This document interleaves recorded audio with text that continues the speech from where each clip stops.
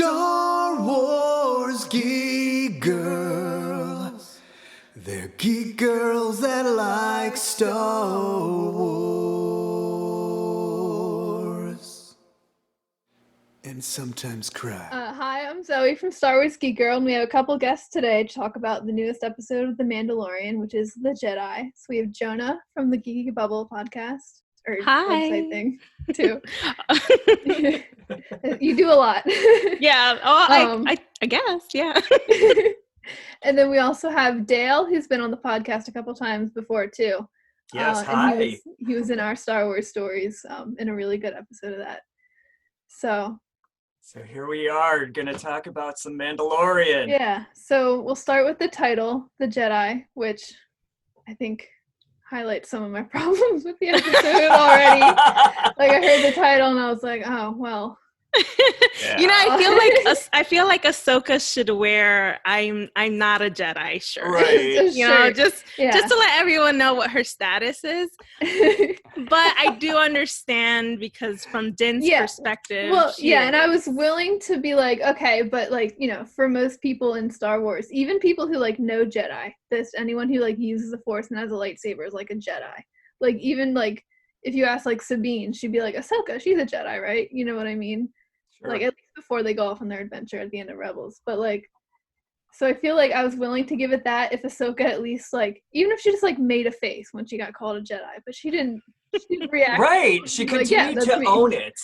You know what it comes across as to me, because my name is Johnamarie, so a lot of people go Jonah or Jonna, and I'm like, yeah. So I feel like Ahsoka's like, at this point, okay. It is whatever it is. Yeah. Yeah, I mean, and it's for me, like, especially after the season 7 of Clone Wars, I would be open to like a story arc about Ahsoka like reconciling and maybe becoming a Jedi again, and like, you know, coming back to that. But like, we haven't seen that yet, so I don't know how I'm supposed to react to her just like being a Jedi now, you know? Right. Well, I mean, and here the thing is with this though is, you know, I mean, this is Dave Filoni's character, so it's like he knows, you know, who she is and what she's all about. And I guess for the rest of us who sort of have followed her, you know, as she's matured. As a character, you know, we're just kind of like, okay, well, that's not where we last saw her, you know, but for everybody else who's just a casual viewer, you know, I mean, they might be like, oh, okay, well, she's got lightsabers, generic term, she's a Jedi, like you were saying. Yeah. And so did either of you read the Vanity Fair article that came out on, I think, Monday? No. No, not really. I vaguely touched on it. I like looked through it, and I got the part where Dave was talking about how she was upholding like the Jedi ideals, which is why she could be aligning herself with that term. Yeah. There was a part of that article too where Dave was like, I don't know why people are so hung up on her saying I'm no Jedi. I was like, well, of course that's important. That was like a big, I think we talked about this like kind of thing a little bit after Rise of Skywalker came out, and Dave said like, I don't know why people are assuming she's dead. And it's like, well, Dave, every other character who spoke in that scene was dead. Right. Of course we're gonna make that connection. Like, it's so true. Like, I just want to like grab him by the shoulders and like, we don't know all the secrets. You know them, but we don't. Like, right. But every voice that we heard was a dead person. Yeah, so you couldn't help but go into that direction, like, oh, snap, she's dead. Yeah, and I think it's a similar thing where he's like, well, you know, I don't know why people are saying like her saying I'm no Jedi is a big deal, but it's like, of course it's a big deal, because that was like her whole thing for years, and now she's, you know. It was such a defining moment, because it was also, if you're like a Lord of the Rings fan, that was almost like, that was pretty much like, oh shoot, how's her name escaping me now? Eowyn saying, you know, I'm no man during that fight with the leader of the Nazgul. So yeah, I was just like, well, how could we not, you know, focus on that line and, you know, think about that line when we think of Ahsoka post Clone Wars era. That was kind of like her coming out. Yeah, basically. I mean, it's just like telling the world, hey, I'm not a Jedi.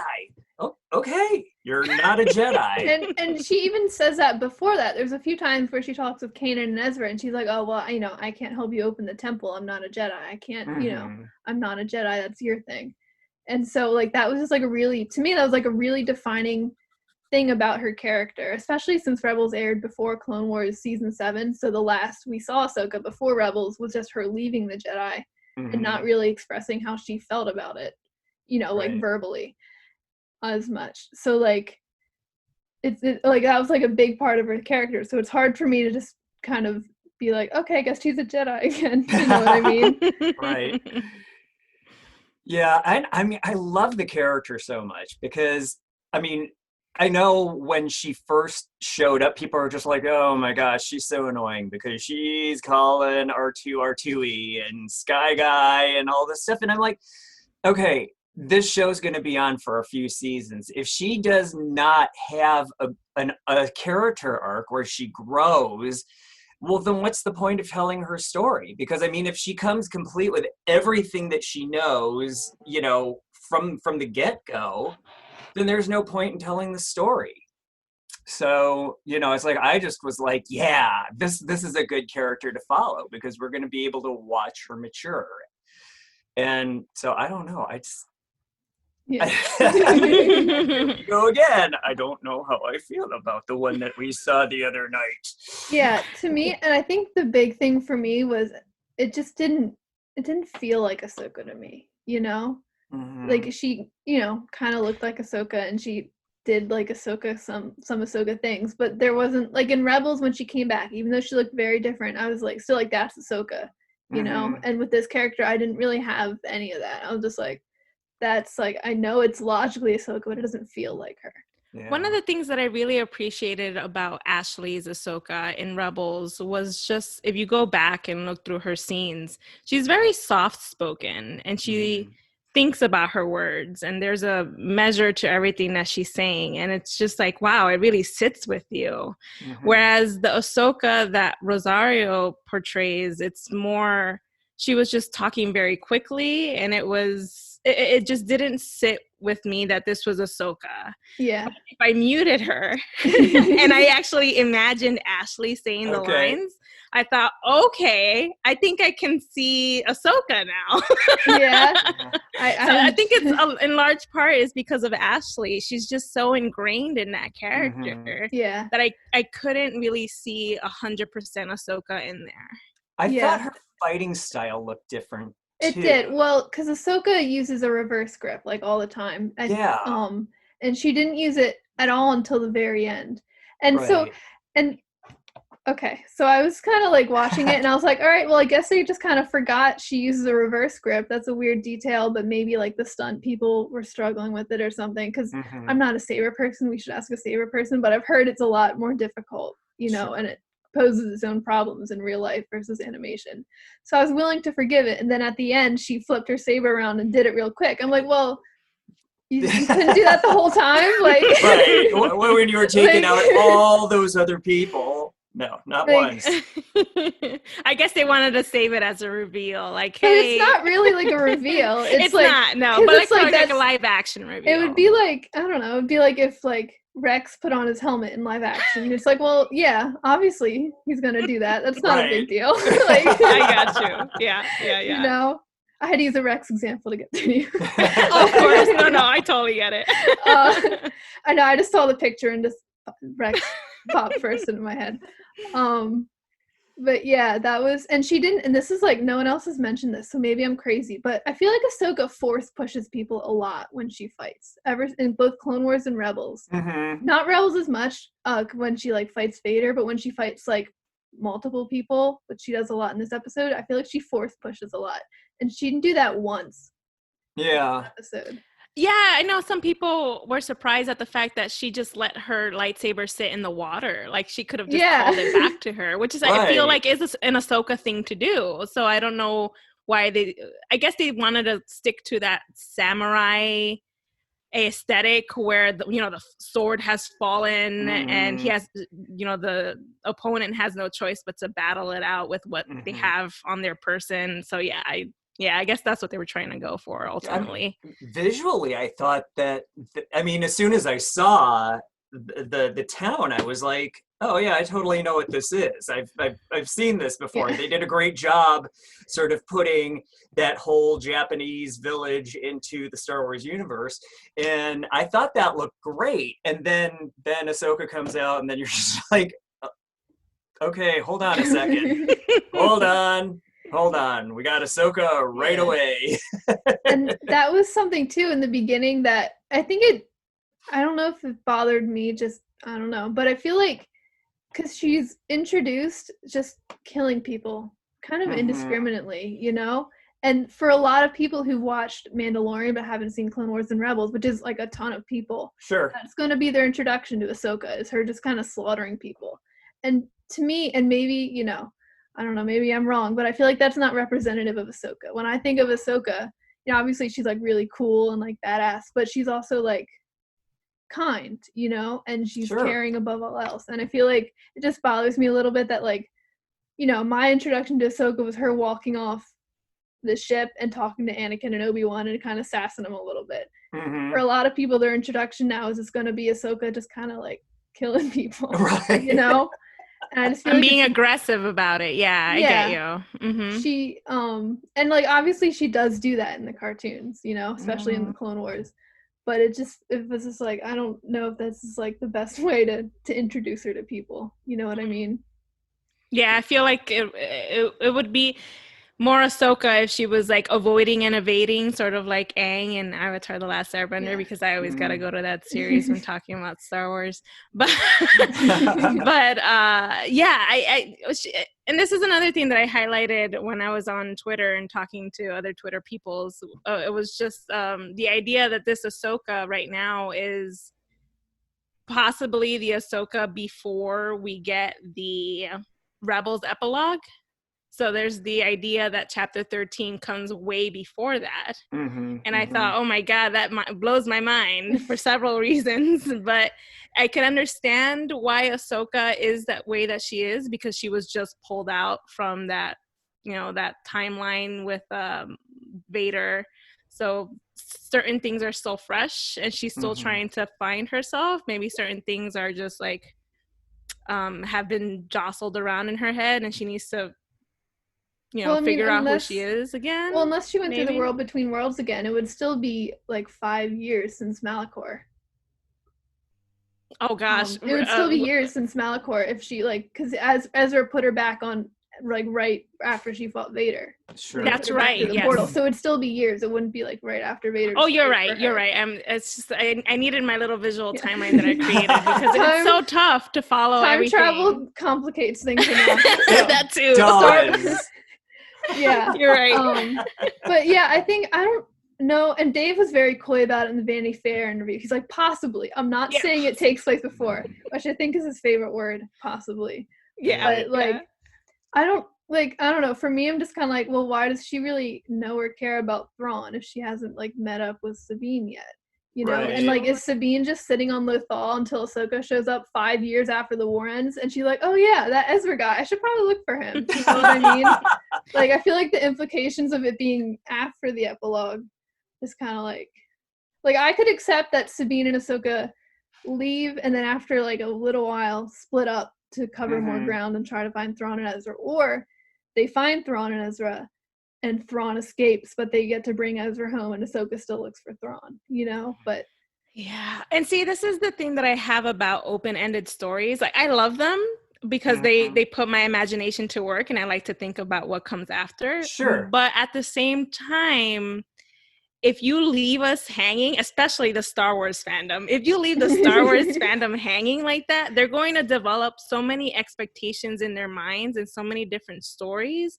And I think for most of the people that I've talked with, we've all kind of agreed that the story is that Ezra and Thrawn are in the unknown regions and Ezra is helping Thrawn and his people battle out whatever chaos or anything that they're facing on their end.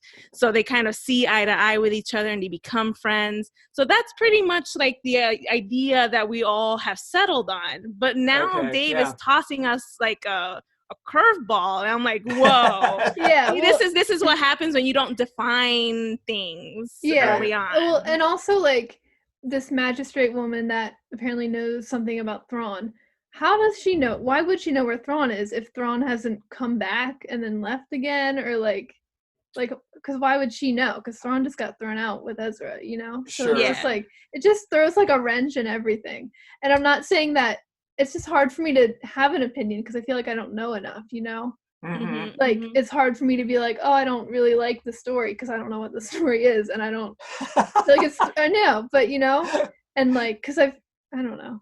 Yeah, my friend Peter said, my friend Peter on Twitter said it best, you know, don't sacrifice clarity for the sake of mystery. Yeah. Mhm. And I think that's what we're all going through. Like there's so many mysterious things happening that we're not really sure. And it's kind of like, well, what's the point? Yeah. Right. And I think Jonah, you and I talked about this a little bit before the episode came out, and like we were saying, like, I don't want, you know, Mandalorian to just become Rebels, like a Rebel sequel, and not like let Rebels do its own, like a Rebel sequel do its own thing.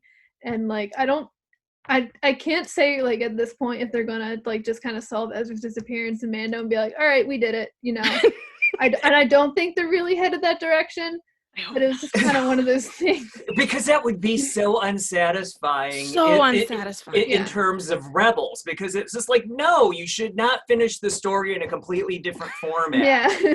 And I'm very like, I didn't want to see Ahsoka in live action because I want to be like, I just, you know, animated Ahsoka is Ahsoka with Ashley Eckstein. I didn't really want to see that. And I don't really, I was a little more optimistic after they brought Bo-Katan back into live action. Yeah. That's I think my favorite episode of the whole series at this point is the episode with Bo-Katan. I love that episode, and I think it brought an animated character to live action like beautifully. So I was like a little optimistic after that. Sure. And then this episode, I was And like, then no, it happened. Sabine, Ezra goes through all of them. They're animated now. Yeah, it just like confirmed, okay, I need it to be animated going forward. You lost your privileges. Like, see, they're all animated now. I was having last year when all of the rumors were coming up about, and Katie Sackhoff's coming in. She's probably going to be playing Bo-Katan. Oh, yeah, you think?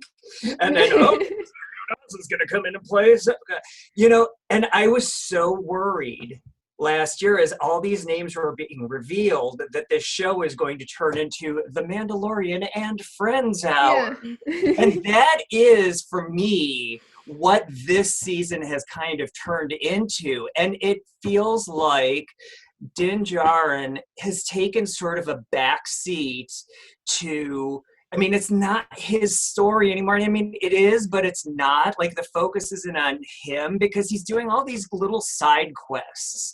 And it's like, you know, he shows up someplace because somebody told him to go there, and that person will be able to show you, you know, I'm sure he goes up, Mos Pelgo? You know, to go and find the other Mandalorians like him. And then they're just like, okay, well, they're not here, but you got to help us with this thing. And he's like, all right. And then, you know, and then Bo-Katan shows up, and, you know, and again, that was a great episode. But again, it was like, okay, well, we need you to help us with this thing, but the thing that you're looking for is somewhere else. And then the siege comes up. And it's like we're back, and Karga and Dune are like, okay, you need your ship fixed, and oh, by the way, we need you to do this other thing for us before you head on out of here again. And so for me, it almost feels like he's just helping everybody else out with his, you know, with their thing. Even though, yeah, it is advancing his storyline, it seems like it's far less important than it is to give you that sort of heist of the week. Yeah, I completely agree. And one of my concerns was, where is the development for Din? Because we got that episode with Bo-Katan where she reveals to him that you're a child of the Watch. You're basically raised in a cult. And they had some crazy ideals. And there's not even like a little question mark over his head. Like, he's not thinking about it. He's not processing it. He's just going on to the next point of the journey. And I'm like, well, what happened? Now we're giving focus to the child, which is great. I'd like to see that, you know, his name is Grogu and whatnot. And he was calling him Baby Yoda. Yeah. I know. and that he was in the Jedi Temple, but where's the development for Din along the way? And Right. someone did convince me a little bit that the development for Din will come as we get to know more about Baby Yoda, because he's sort of assumed this dad role. Mhm. So we might get to a point where he gets attached to the baby. Well, I mean, he is already attached to the baby. Oh, he but obviously he is, might get yeah. to the point where he actually loses the baby. Mhm. So, and he might lose his armor as well, sort of like the crate dragon lost its armor and that pearl. So it's all like very Mhm. symbolic in a way. Right. But at that point, maybe we start to see like, okay, what am I if I'm not, I'm a Mandalorian, but I don't have my armor. So who am Right. I? So hopefully we start to see that as we get further into the series, because I doubt they'll touch on that this season. Well, I was going to say we only have 3 more episodes. Yeah. I know. So Yeah, it's like, well, what are they going to do in 3 episodes? I mean, they can do a lot. But... yeah, I mean, this season I just feel like I just feel like it's more unfocused, Yeah. Yeah. And I think, like you said, Din just doesn't really. And I'm in a screenwriting class, so I'm gonna like use my partial. Yes, degree. do it. Din is, I think, and the biggest thing they really stress to us in my class is always that your character has to have agency. Your character has to drive the plot themselves and make the decision. Your main character, not just any character. Mhm. And Din is, like you said, he's just kind of drifting from place to place. He just goes somewhere, someone tells him to go do something, Right. he does it. And I think like the first season had a similar-ish structure where he went to a place, did a thing, went to another place, but it felt focused. It felt like it was always about Din and Mhm. about like what he's doing and what's going on with the child, and it felt like it was all leading up to a certain point. This season, he's just kind of going from place to place, doing different things, but it doesn't feel like it's going anywhere. Like, they've set up so many little things this season. Right. Like, they set up the thing with Bo-Katan, they set up Ahsoka, and they set up, like, Boba Fett was in season 1, which I think everyone's forgotten about. I completely forgot about that, let me tell you. Yeah. Like, and it just feels like they just keep, like, dropping little seeds and not, like, but they're not, like, consistent. They're not connected, Right. you know? Like, Boba Fett, whatever he's gonna do doesn't have anything seeming to do with what Bo-Katan's doing and Right. what Ahsoka's doing, you know? You And know, I it's- think Bo-Katan feels like it should be the most relevant because we know Moff Gideon is a Darksaber. Mhm. And also they set up a First Order thing with the Force sensitive troopers. I totally forgot about that. Oh And, yeah, in the Right, siege. right. they just keep Right. like dropping hints like there's something big happening, but it's a different big thing every time. So it's like, well, Right. what am I supposed to think right now? Well, it's funny because my other half said, that last scene where they're talking about, like the mission, the Imperial mission, about what they're doing and stuff, because it's like, I don't know, that just seems like a cheap out to me. It feels just like, suddenly it's no longer about the Mandalorian and this whole Western sort of feel. It's like suddenly it's the Star Wars thing again, back where we've always been, Yeah. and not something new. So Yeah, and I think that's also something that's kind of bothered me was like the thing I loved the most about season 1 as a whole, besides Baby Yoda, was how how much it was its own thing, how disconnected it was. Because Star Wars Galaxy is huge, but we tend to focus on a few key players, and I think Mandalorian, maybe there's some comic books I don't know about, but books, but the Mandalorian is like the first modern Star Wars media to have no previously established characters from anything Right. else, and I think it's kind of losing that charm, but also just kind of makes me like a little bit sad because I'm worried like it's going to get to a point where you have to have seen where they're going to follow up on plot threads from like Clone Wars and Rebels, and as much as Mhm. I'd kind of love that, I also don't want it to like alienate people, because what Right. I loved about Mandalorian was how many people this was their introduction to Star Wars, or even it's the only Star Wars they've seen and really care about, but they still like it. Mhm. I don't know. I love that it was very unifying because there are not very many things that unify Star Wars people.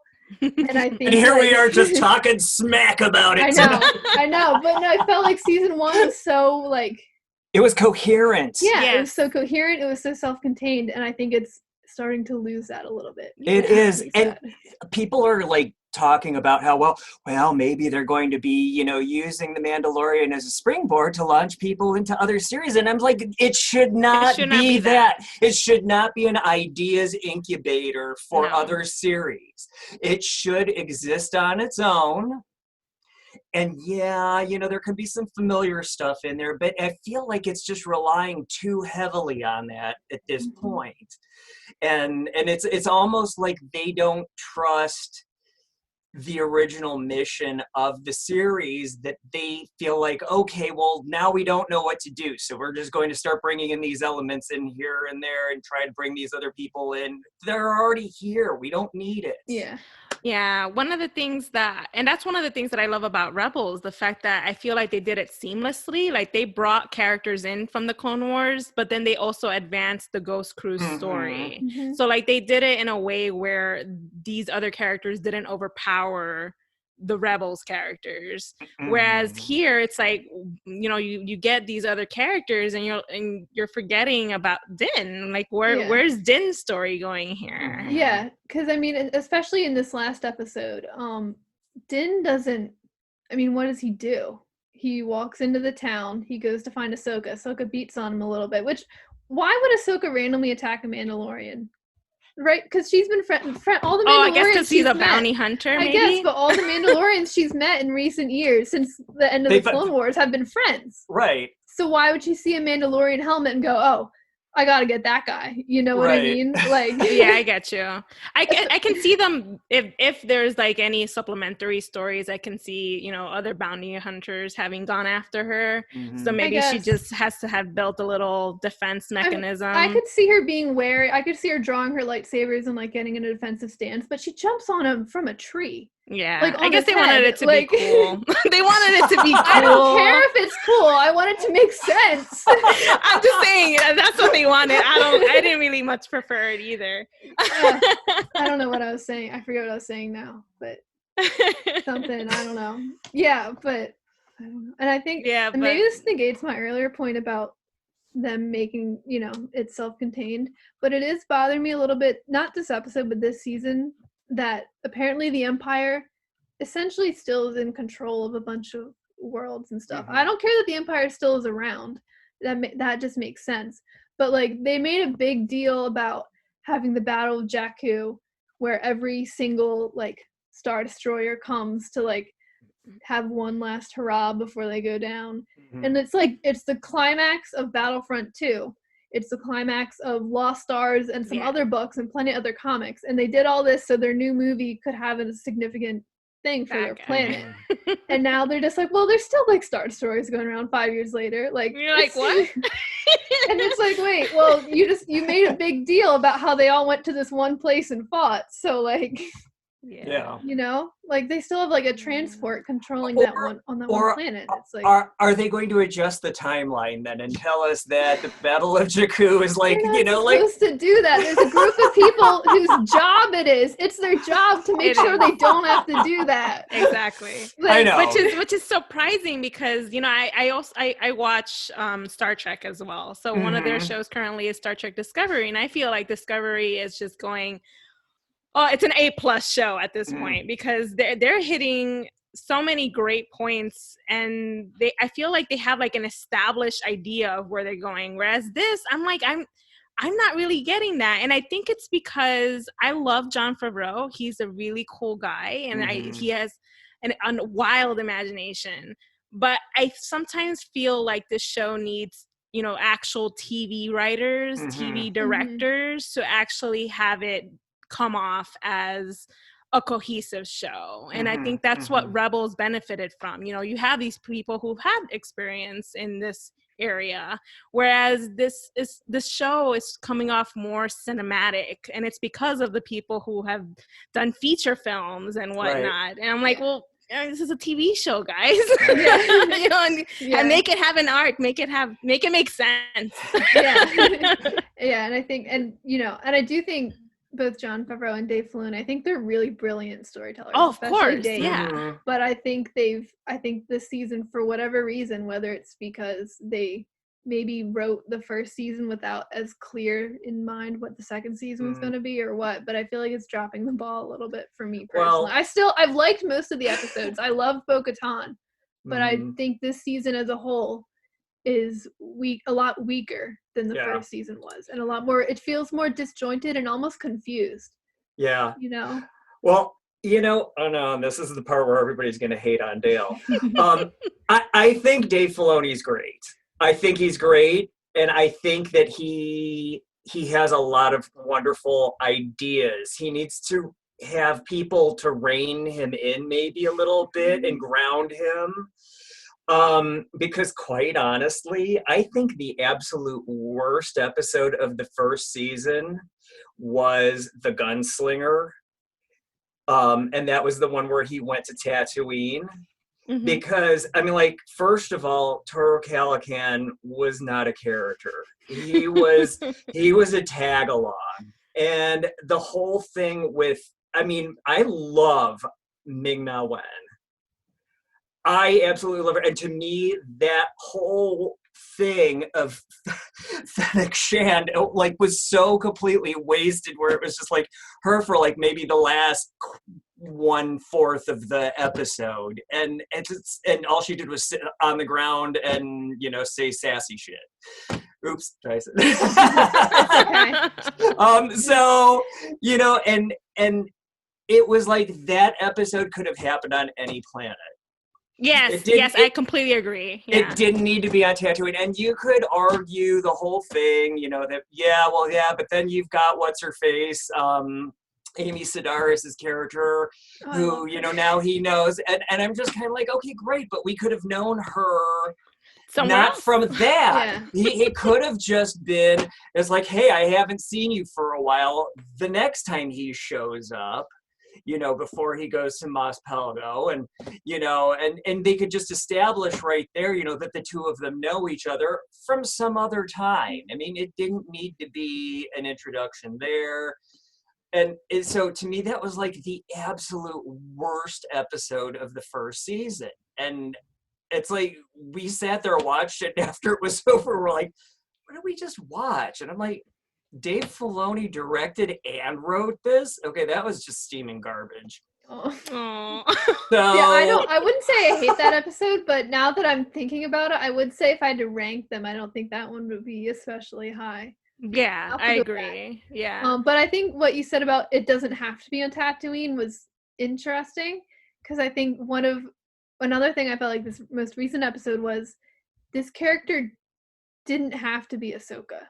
mm-hmm. Yes. You could have swapped anybody in for it. Personally, I thought, and I just recently finished Jedi Fallen Order, so maybe that's why she's on my brain, but I thought this character reminded me more of Sarah Junda. Okay, from sure. that episode, from that game, than it did Ahsoka. Mm-hmm. She acted like Sarah, who also doesn't define herself as a Jedi anymore. Right. But, that would have been cool.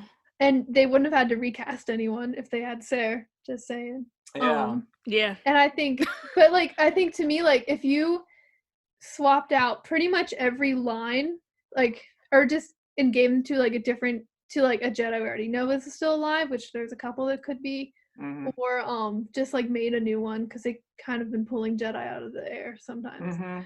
Like, it didn't have to be Ahsoka. It could have been anybody, with the exception of like a few like specific details that you could change. Right.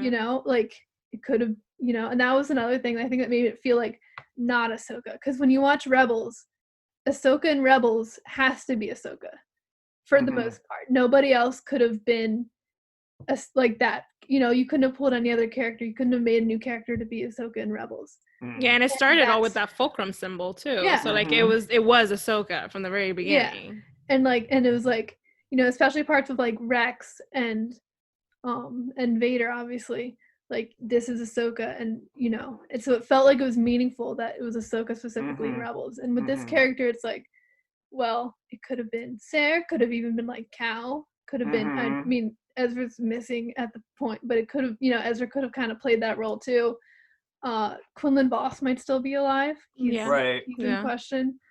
I don't think he is, but don't tell Sal. I think he'd be dead by this point, but it could have been Luke, but I doubt they're gonna bring a young Luke in. But that was another thing. Like, so they set up that at the end of the episode that he's gonna bring Baby Yoda to some temple and put him on a rock, and Baby Yoda's gonna call out with the Force.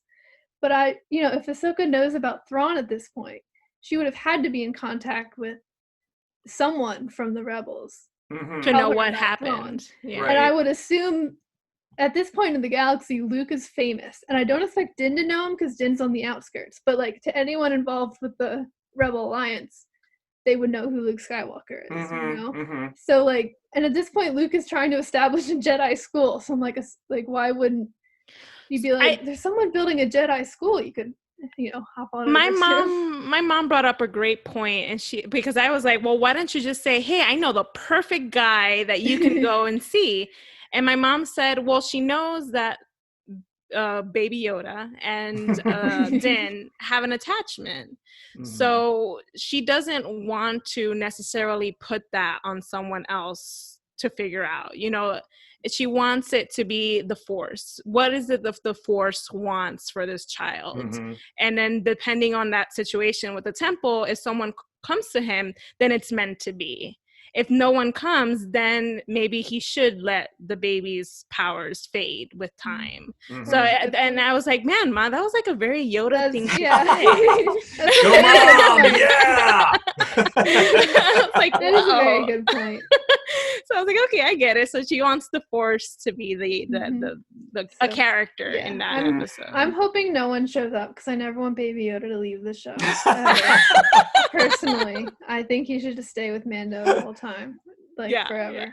Yeah. Like on one hand, I'm like, that's kind of a hindrance to his character. So at some point, you probably should have to give the baby up. But I'm like, no. Keep my headcanon is that eventually he'll have to, once he eliminates the threats around Baby Yoda, he eventually goes back to Sorgan, back to Omera. Because, one line stood out for me in that episode, and that's, the fact that village has been there for generations. They've been seeding that area for generations. I'm like, oh, I see where you're going with this. So they're going to come back there, and Baby Yoda will be part of a community. There we go. John Favreau, if you're listening to this by any chance, there's your idea. Take it.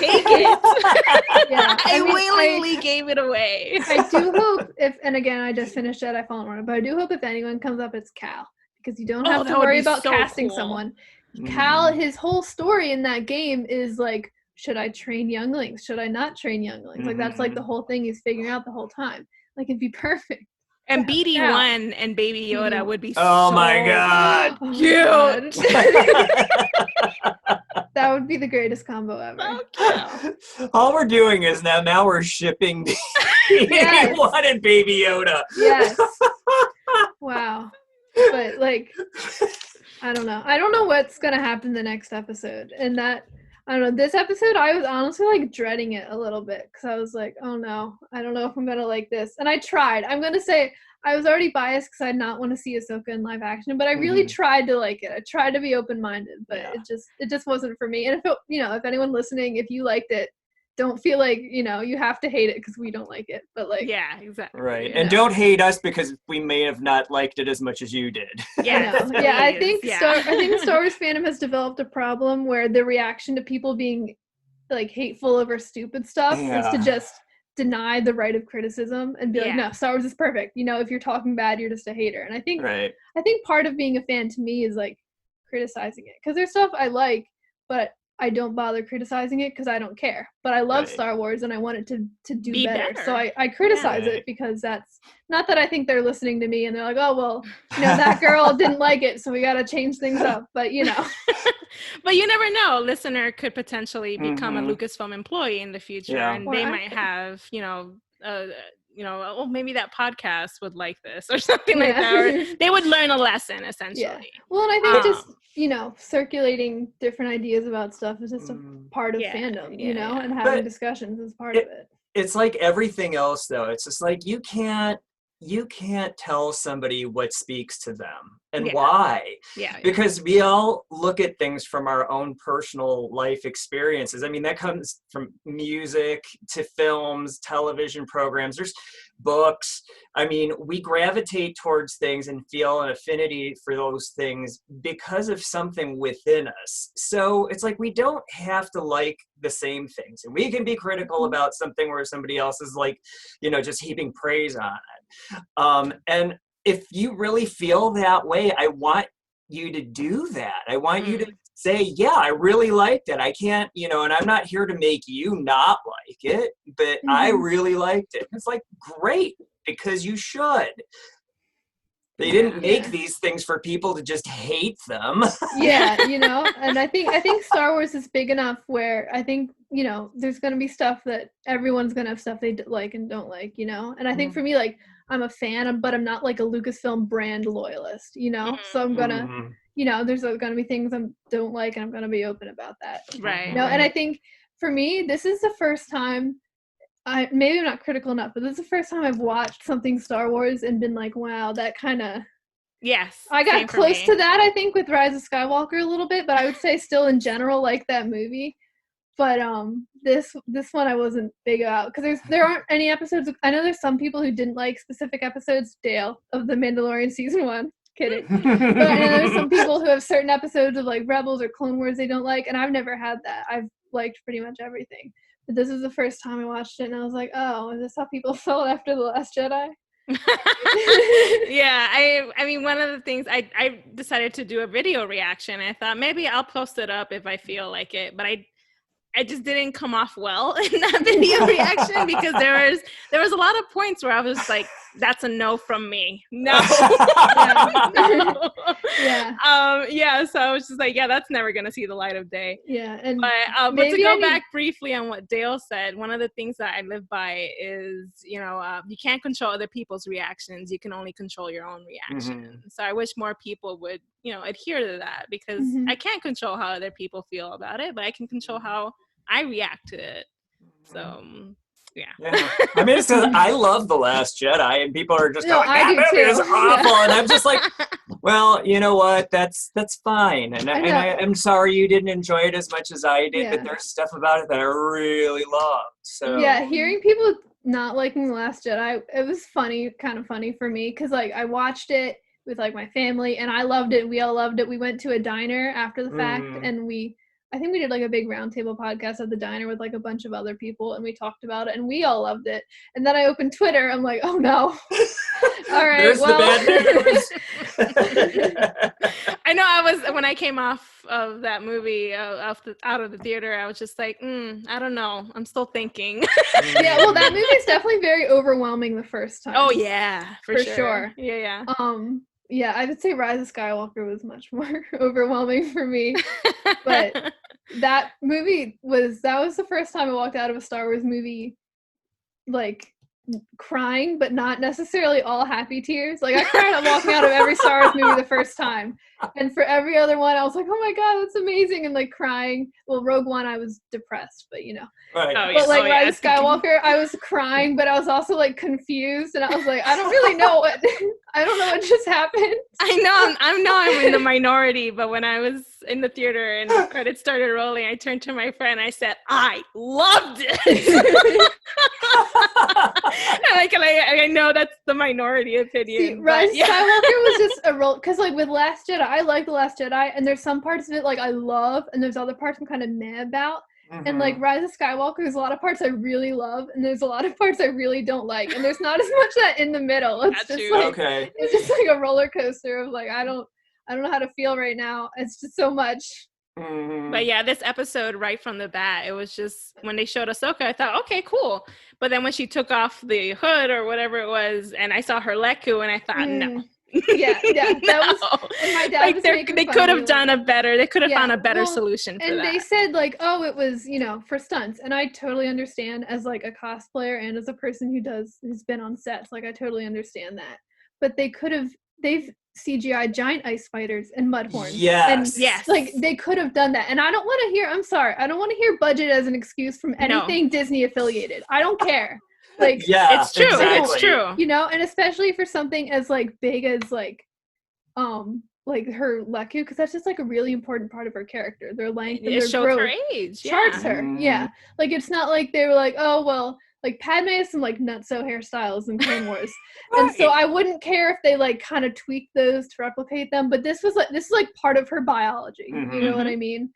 So like it's just one of those things where I was like, I don't know. Yeah, Well, I mean- you bring up a great point. The spiders. I mean, come on. I know, because Right. at first I was like, well, you know, I want it because I'm kind of working on an Ahsoka on the down low, but I was like, okay, well, I get it. So like, you know, but then I was like, wait a minute, this is Disney. They got Disney money. I don't want to hear anything. They could have done it. You know, They could have done it.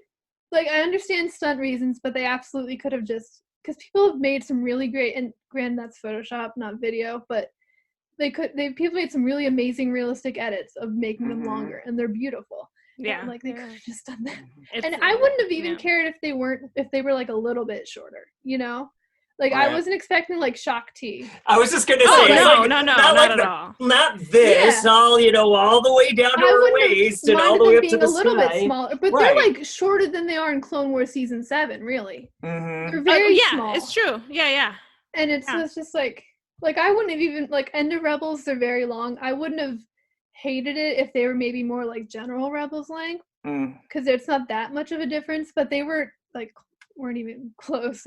They were like Clone Wars season 2 length. Season That's like, how it came off yeah. for me. Yeah. Yeah. and I saw that and I was like, oh, because at first I was like, okay, Ahsoka, I'll try, and then she took it and I was like, No. And what's interesting is that the concept art had it. The concept art she also has Shorleku. So it gave It's me like- the impression that they had this from the very beginning. Like they Mhm. didn't even think about they didn't even try tackling you know? or trying. Yeah. Mhm. And it's just like, and like I've, you know, I don't mind them necessarily being a little lazy with some costume stuff. I would say one of the episodes I really like, I forgot the name of it, The Prisoner. No, that's what it is, The Prisoner. Oh yes, the I Leku. think- Yeah. Yeah, and like I remember watching that episode and Bill Burr's character showed up and I was like, wow, they kind of dropped the costume budget on this one. And then they came out with like the Deveroni and the Twi'lek and I was like, okay, that's where it went. And I didn't mind them being lazy with like the dress of the other characters. Right. And I wouldn't have even minded them, you know, with like Ahsoka if they had just kind of gave her like a more simple outfit. Mhm. But like the mantrals and the Leku are very important to me, I feel like. Mhm. I don't know. It's like They a- sure are. Yeah. And I feel like it's such like an instantly recognizable part. Like, oh, that's Ahsoka. You know, she's a Togruta. Mhm. Yeah. But to briefly touch on, there was this other thing with the magistrate that we were talking about earlier, and how one of the droids standing off to the side had the fleet thing from Thrawn. I forget what it is. The 7th fleet or 9th fleet. I don't know. I don't know my Thrawn things. I'm not a huge Thrawn fan. I think he's fine. He's all right, but yeah. Yeah. So My friend Greg's like, I'm not friends with you anymore. Yeah, and I'm of so the when controversial opinion. I've read not the old ones, but the new Thrawn books, and I'm of the controversial opinion that Filoni writes Thrawn better than Timothy Zahn. really, I know it's a highly controversial, but yeah, that I just feel is. like- So I just feel like I don't. Maybe the old books it's different. But with the new books, I just feel like Timothy Zahn doesn't. Thrawn doesn't have any flavor in the new books. He doesn't. He's just kind of like a really cool person that just does cool things, and no one ever really questions him. Where I feel like in Rebels, no, I feel like in Rebels, you're right. Yeah. he like deconstructs like that mythos, and he's like, Yes. well, you know, Thrawn's so smart and he plans everything, but you can't plan for things you know, like the Force that you can't, you know, Right. take account of. And you know, and he gets angry at people and people don't like him, and I feel like, okay, I write a lot about this a lot on like the website, so I'll keep quiet. But I don't know. Yeah, Thrawn.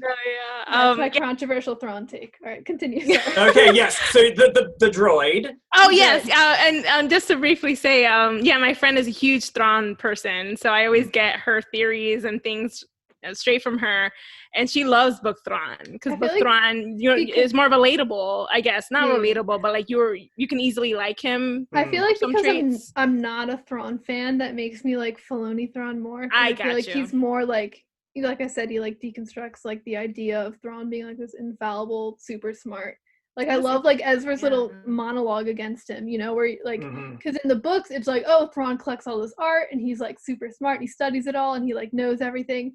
And Ezra's like, no, but you're like a colonizer and you steal all our art, but you really don't understand or know the significance. I really like and I feel that. like Thrawn in Rebels is really with Zoe. no, I feel like Thrawn is a figure of above all else of imperialism in Rebels, and I think Filoni really attacks that, especially with Ezra, and I don't think Timothy Zahn touches on that at all. I think he kind of romanticizes that colonizer aspect of Thrawn. Oh my God, you dropped the mic. Yeah, wow. That was awesome. That's not, like, that's what, I don't know. That's why I like Filoni Thrawn more. I got you. Yeah. Wow. I really like that perspective though. But anyway, what I was saying. Anyway, continue with the droid. I'm sorry. I have another friend who has a theory that that the magistrate is following somebody else who's using Thrawn's name and using Thrawn's resources, and she wants that person to be Ray Sloan. Because Ray Sloan is one of those characters who is supposed to be in operation right now. So I kind of like the idea of maybe it's not necessarily Thrawn, it's just Thrawn's name and his resources being tossed around while he's away with Ezra, wherever he is. Yeah. So, yeah, that's one of those things. Maybe it all goes back to Gideon, and he's, like, using different famous alliances of, like, famous, like, Imperials. So maybe he has, like, Tarkin doing stuff. And like, you know, I don't know. That's an interesting theory, actually, yeah, you brought up Gideon. I forgot about the tracker that he put on the Razor Crest. So that's going to play a role at some point. There's so much going on this season. Yeah. I totally forgot. That was just like the other episode too. That wasn't even like way earlier. I know, right? And now that come to think of it, I wonder whether that whole temple situation, whether they'll have like a person pretend to be a Jedi just to lure Baby Yoda out of what's his name, Din's hands. Right. So who knows? Maybe it could all be a ploy. Well, in the one trailer we see Din fighting Moff Gideon and Darksaber versus the spear that he got this episode. Really? I don't remember that. It's like it's very quick. It's one quick shot and it's like a clash. It's very quick. So we know he has this Beskar steel now. They're gonna fight. Which fascinating. That was I don't know. You guys didn't mention it yet, but the fight with the magistrate bothered me. I think I literally said to my dad, I was like, animated Ahsoka would body this woman. It's true. I'm sorry, but she killed an Inquisitor with no weapons in the Ahsoka book. And she fought Maul a bunch of times, like twice, I guess, not a bunch. And she fought Vader, and she fought like 2 Inquisitors at once, and she did awesome every time. And then this lady has a spear, and she's like, well, I guess I'll let you disarm me.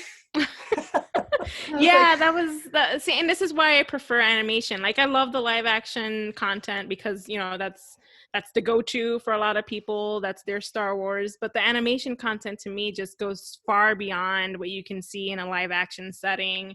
You know, the Leku would have been normal length. Is just what I'm saying. So, like, I really hope that these future stories with Ahsoka, Sabine, Ezra, and Thrawn, they're animated. Yeah, and I'm just like really praying and hoping. Also, like, I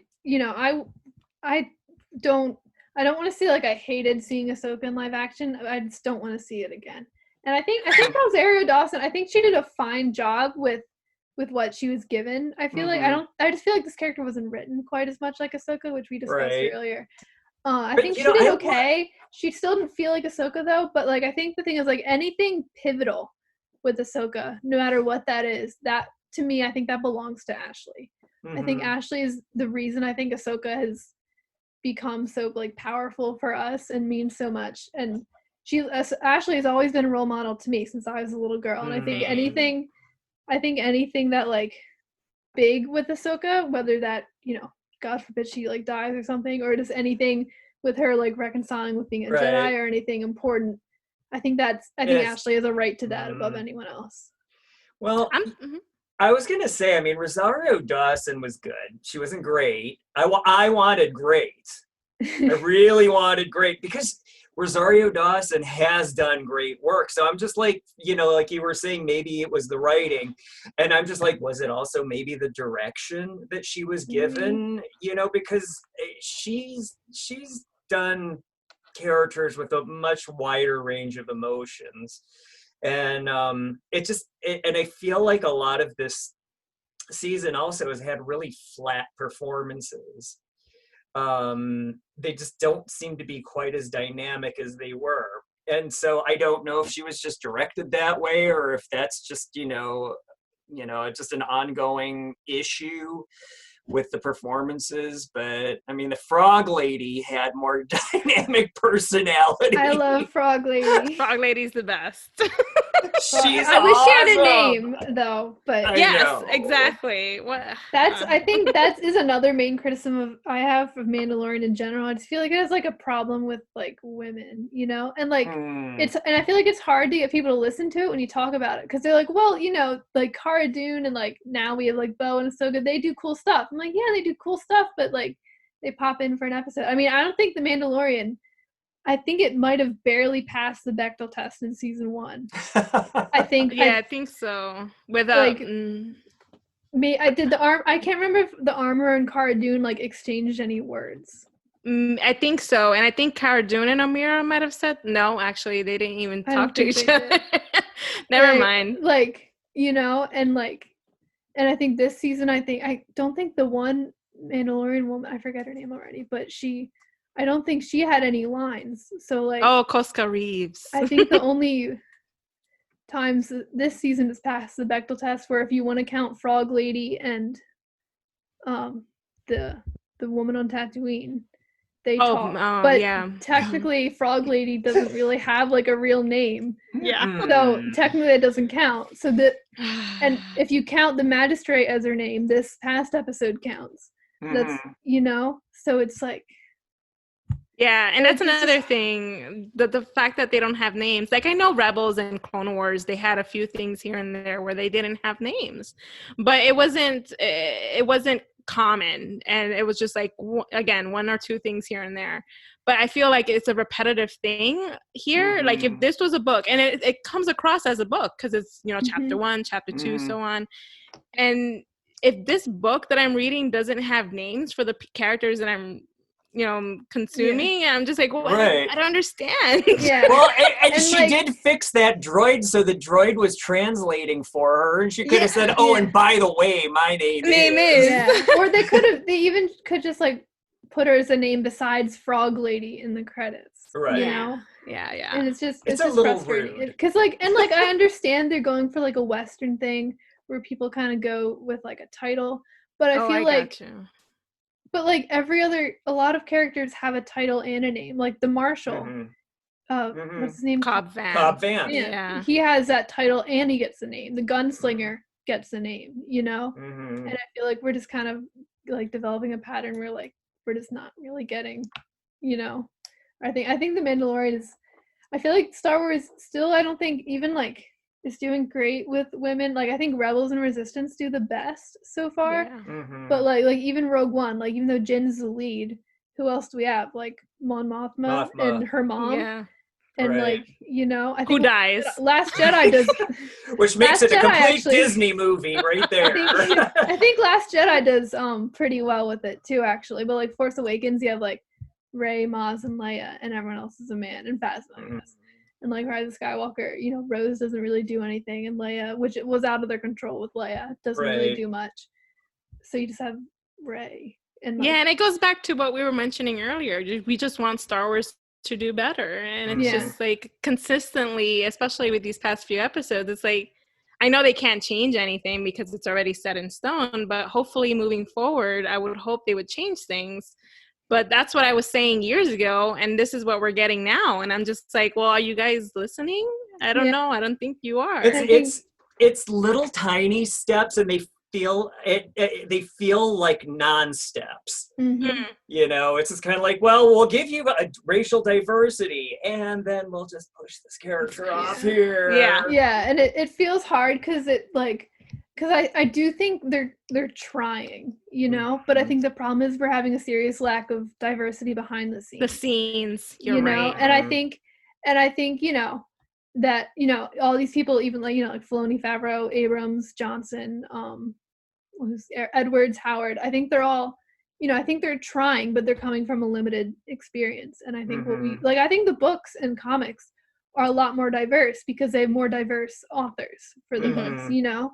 And I think, you know, what we're getting is that like they're trying, but they don't have the full perception that like a lot of people from diverse communities would. And it's just like, Mhm.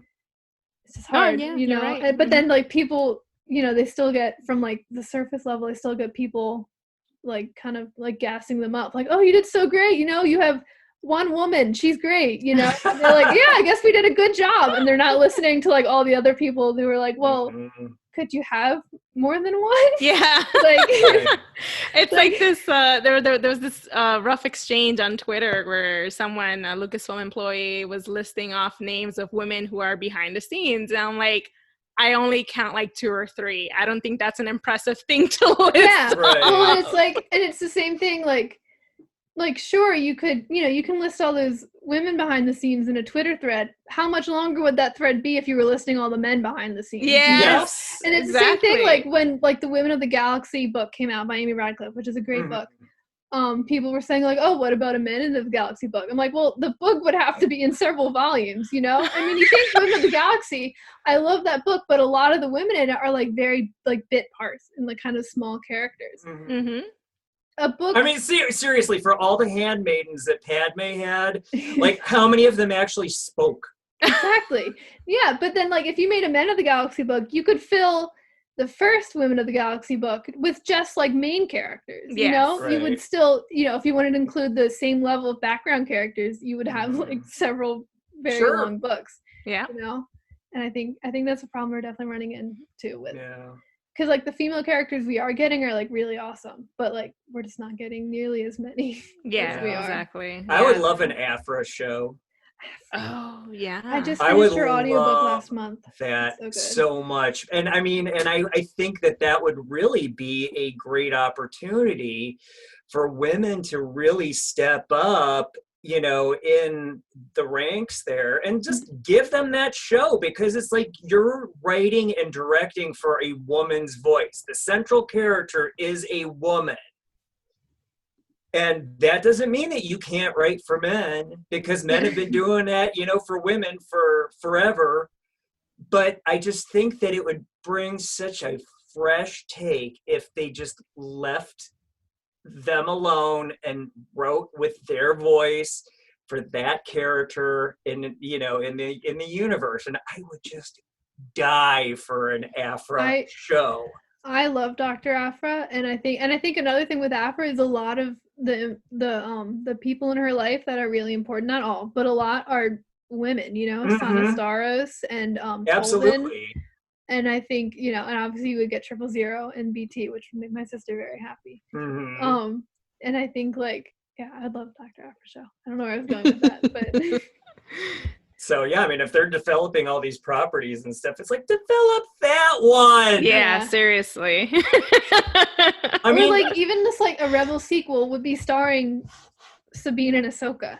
right, Like that's you got like you already set it up. Just do it, you know. Yeah, Right. yeah. And I'm just gonna say, if we get an animated Bad Batch series, and I love the Bad Batch, but if we get an animated Bad Batch series and not a full animated like Ahsoka Sabine Mhm. adventure to find Ezra, I'm gonna be really mad. I will be too, because I am excited Yeah. for the Bad Batch. But if we're not getting that, no. And That's really, with not the gonna Bad fly. Batch, what I'm more excited for, less than the Bad Batch themselves, is I just want to know what happened to Cody. Like, I just want answers about like what happened to like different clones, you know, like after Order 66, and Mhm. mostly Cody, because I really loved Commander Cody as a kid for some reason. When I was a kid, I mean, Ahsoka was my favorite, but in the Clone Wars, I really loved Commander Cody and Admiral Yularen, and I don't know why. Really? I have That's fascinating. no idea why, but especially Yularen. I had a figure of Admiral Yularen because they made those. Yeah. And he was like, I don't know. I just thought he was so great. I don't know why. You know, he's on the Death Star And in the that's- original movie. Yeah, but I didn't even know that. I just thought he was cool. I don't know. I think he thought it was funny. I thought British people were really funny when I was a kid. No offense if you're British, but like, oh my god, when Obi-Wan in one episode of Clone Wars says "What in blazes," my sister and I thought that was hilarious. We would say that like all the time, and I don't know why, but That's cute. I don't know. Yeah, Admiral Yularen. Wow. I don't understand, but See, it's like now we've like talked all I the way know. around Is this that whole Liz- thing. Lizzy, are you joining us? Hello. Hi. Yay. Hi. We've been around the galaxy. Yeah. Hi. Hey. Hi. I'm so sorry, you guys. I did 150 missing assignments, and then I'm not exaggerating. Oh no. It was not my fault, I swear, parents, if you're listening. And then I had to get food because I didn't eat all day. So hi, Hello. guys. I'm so Hey. sorry. How is everyone? Doing Good, good. Good. We've moved on from the Mandalorian somehow. I think it was my fault. But No, that's fine. No worries. Well, I think what happened was we were talking about the Mandalorian, and then we were exploring other opportunities for doing certain things better. Yes. Mhm. Yeah. Yeah. And having better representation Ah. of female characters, and having more writers and producers and directors that are female working on female centric shows, because it's your voices. Mhm. Yeah. So Yeah. I think we're talking about an average show. I'd love to see just like an original female character in the yeah, show. I'm not like that's very vague, but just be interesting. They did it with the Mhm. Mandalorian, so I absolutely. don't see why we couldn't just have I thought That's it was true. interesting because with Dr. Afra, she was technically created by a man, but later now she's being like her story is being passed on to now an Asian woman, which I Mhm. think is really, really cool. I don't know her name. I should probably know. But I just heard about it, and I thought that was cool because I like Afra. Because I want that so bad. I want that show. I want that show. yeah. So I think Lizzy, Grogu, yes or no? Yes. yes. Yes. Yeah, Yes. I Grogu. feel like I don't have any specific feelings about the name either way, to be honest. Because they love said it. Grogu, and I was like, all right, Grogu. I'm still gonna call him Baby Yoda. So Uh, I doesn't thought it really. was so. They let him call me Baby, or let me call him Baby Yoda too long. That's his name now. Like you did. This is your fault. I heard it and I was like, it was like morning and I woke up. It was at 10, but that's early for me. And then and then I was like, Grogu, and like I thought they said Kuroku, and I was like, well, that's an intense name. And then and I was like, that also sounds familiar. And then I realized, oh, like Roku, like from Avatar. But then I realized Grogu. Oh, that's cute. But yeah, I love it. I love the name. That's cool. one of the other podcasts I listened to, they were calling him Go-Gurt and Gogurt. Gogurt. and No, my favorite was and someone. Go Girl, Go Girl. My favorite was someone did like funny. they put a little. They sat him on top of like a Roku TV remote, and they're like, instead of Elf on the Shelf, it's Grogu on the Roku.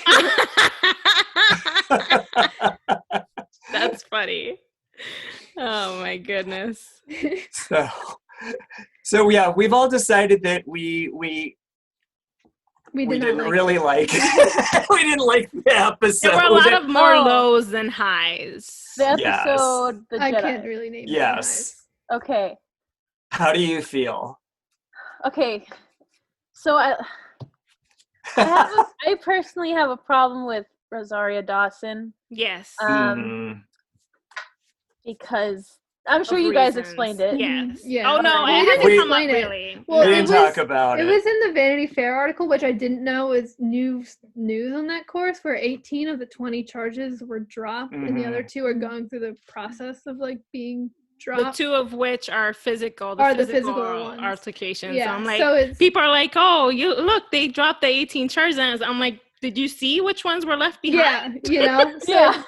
it's like I mean, and it's it's one of those things where it's hard to say for sure, because I Mhm. definitely want to lean on the side of like supporting the victim, but you Yeah. don't want to like just totally 'Cause outcast someone. You'd if it's rather, not- to me, this is how I explained it to others. Like, I'd rather support the victim rather than support a possible homophobic or like transphobic person. Mhm. So, Yeah. that's just, because I don't know, it's very just like fishy to me, especially with like that they, even though she had all these things against her that she like that they still hired her.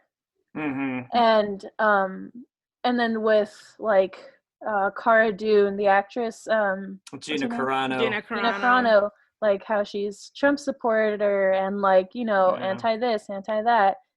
You know, she blocked me on Twitter for no reason at all. I'm like, which means she had to go through all of her followers and go, hey, you know what? That guy's got LGBTQIA plus on there. I'm gonna get rid of him. And well, so I'm just like, I know some people have said that they just like liked a random tweet that didn't tag her at all that said like criticized her, and she's like going through the likes of those tweets, like searching her name and clicking those tweets and going through the likes, and her being like that was such a disappointment. Like I've never been disappointed by a celebrity before because usually I don't care. Like when I found out Chris Pratt was a Republican, I was like, that sucks, but like I kind of see it. But with her, I was so surprised, and I was like, wow. Well, actually, I was kind of surprised more because I keep thinking that the actors and actresses that like do these movies that are about like good and evil, and if you discriminate, that's bad, and this is why. You know, and then I'm like, oh yeah, the actors and actresses should know that that's bad. And then they don't. And I'm like, okay, no. Yeah, at the end of the day, it's just a job. It doesn't really reflect how they feel. Exactly. And that's why it was that saying, never meet your heroes. Yeah. Well, don't follow your heroes on Twitter. Well, I don't have Twitter, so it's fine. Oh, that's true. You're good because I haven't gone on Twitter. I haven't even gone on Twitter in ages because it's a scary. I haven't even gone on Instagram much at all lately. I told my parents, like, I'll get Instagram and like all that. I won't get Twitter, and because they didn't want me to get Twitter, and I was like, no, I won't get Twitter. I will start like World War III or something. Like, I don't think we should. I should Twitter get Twitter. is a scary place. It is. It really is. Fine. But yeah. What were some other prominent thoughts you had about the episode, Lizzie? To me, she didn't look like Ahsoka, but probably because I was just like about her. Yeah, so I tried to separate the two. I did too, because I went in with the the show. I was like, you know, I'm just gonna like go in with an open mind, even if it is Rosario Dawson. I'm just gonna like enjoy it, because I know there are a lot of Star Wars fans that like will go in with an expectation and then they're jerks online and stuff. So I didn't want to be that, and I wanted to go in with an open mind. And then I saw white lightsabers, and I was like, okay, it's happening. And then I saw her and I was like, doesn't really look like her. Like, I can see the smile maybe, but like everything else, I'm like, no, they really could have just done Ashley Eckstein. Yeah, and that was, I think, for me too, is I feel like Ashley is like, when she talks with Ahsoka, Ashley has a higher voice than Rosario Dawson does, and she just has like a kind of airy tone when she talks, and I feel like, and I know some people are like, oh, well, they could have dubbed her over, and if someone has done ADR, it's a pain, it's horrible. It didn't seem like she was even trying to sound like Ahsoka. Yeah, it doesn't even sound like something Rosario would be okay with, to be honest. Well, but like with ADR is enough of a pain when you're doing it with the same actor, and like dubbing over a different actor onto another actor's live action it's near impossible, I would say, to make it look right unless the two actors sound very similar, which they don't, you know. And like, so I was willing to be like, okay, well, maybe if she at least tries a little bit to like sound like Ahsoka, like not maybe an exact mimic, but like just tries, which I don't think she did. No. She didn't. No, she didn't. I think, yeah. I mean, we've pretty much only talked negatively about this episode. I will say I didn't hate it. I think it was like horrible content. I just didn't like it, and I don't want to watch it again. I liked the episode because, like, just trying to separate it from Rosario Dawson and just thinking, okay, that's Ahsoka.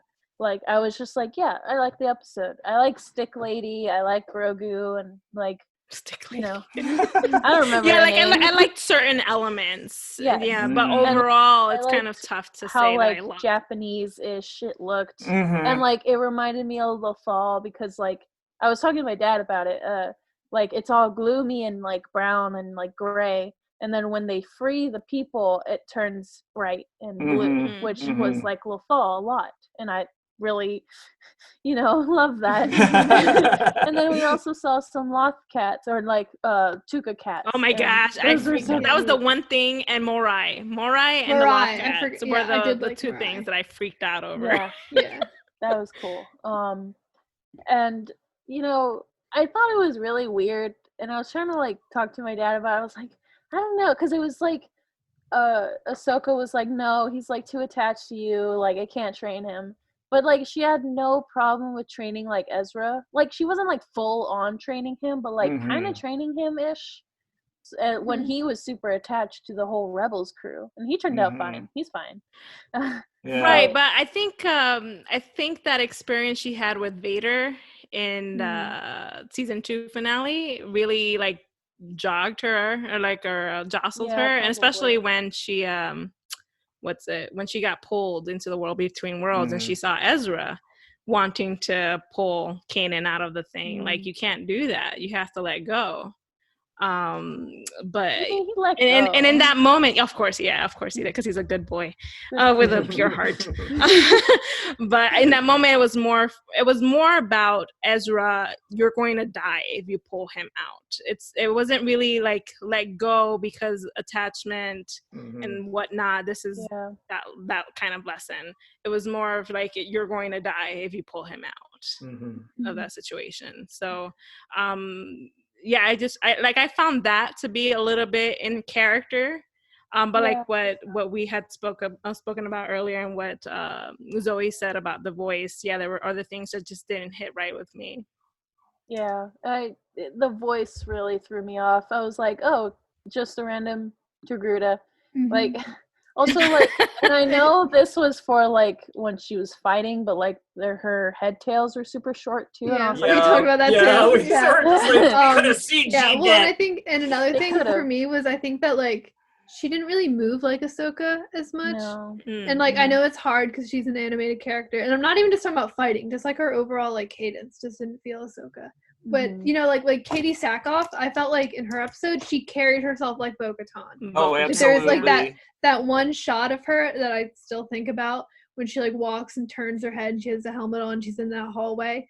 Like, to me, like that really clicked. I was like, that's like exactly like animated Bo-Katan. Yeah, and I felt like she really embodied the character. And I think it was easier because she had been playing Bo-Katan in both Clone Wars and Rebels. That's what I was that's the just thing, actually going to Rosario ask. But is I feel not like Ahsoka. with Ahsoka, it was just she didn't.